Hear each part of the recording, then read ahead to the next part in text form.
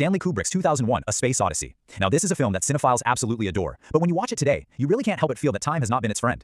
And this slide pretty much gets to the heart of the conflict. For decades, the common wisdom has been that it's this visionary, timeless classic. But the argument we're looking at today is, what if it's more like a time capsule? You know, fascinating to look at, but ultimately it's stuck in the past.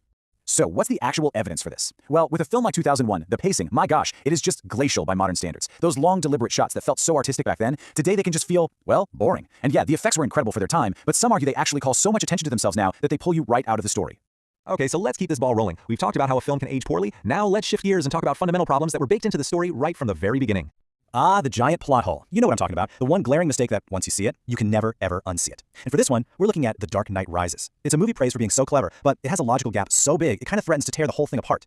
Let's just walk through this, because it's kind of wild when you lay it all out. So you've got this super intricate plan from the villain that relies on this one specific thing happening. The hero, totally in the dark, no idea what's going on. And yet, by pure dumb luck, he just happens to show up at the perfect moment to stop it all. That's not smart writing, that's just a lazy coincidence.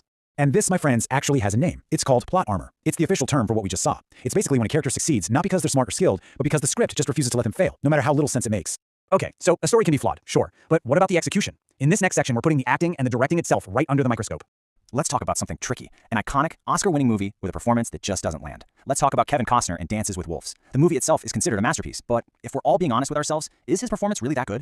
And this is where things get really weird. Critics loved it, awards were given, but the counter-argument is that the performance is just flat. It's totally wooden. He hits this one stoic note and pretty much stays there for 3 hours, which makes his character feel like a cardboard cutout in his own epic movie. So, we've talked about the actor, but what about the person steering the entire ship? This next critique is aimed at a celebrated director whose own ambition might have actually gotten in the way of telling a clear story.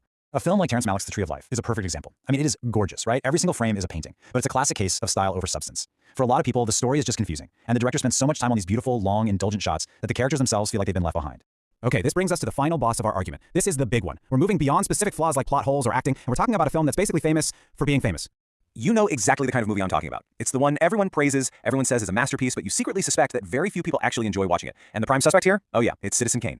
This chart just lays it out so perfectly for a film like Kane. The initial critical hype was completely off the charts. That created this cultural momentum, where it just became known as the greatest film ever made. But then, look at that last bar, modern rewatchability. Oof, when people actually sit down to watch it today, the enjoyment factor just plummets. The reputation and the reality are worlds apart. And this quote just hits the nail on the head, doesn't it? The film has become cultural homework. It feels more important to check it off a list than to actually experience it. It's become a status symbol, not a piece of entertainment. And that's exactly what makes a film the undisputed #1 most overrated. When people are asked to name a movie that belongs in film jail, it's almost always the one that feels like an assignment, the one they respect way more than they actually love. So what's the big takeaway here? Are we just being contrarians for fun? No. The crucial point is that just because a film gets labeled a classic, that doesn't make it a perfect, untouchable piece of art. It is absolutely okay to question the canon, to look at these movies with fresh eyes, and to decide for yourself if they really hold up. And that brings us to you. After all this, we gotta know, what's the so-called classic movie that you think is completely, totally overrated? What's your #1 pick for film jail? Let the debate begin.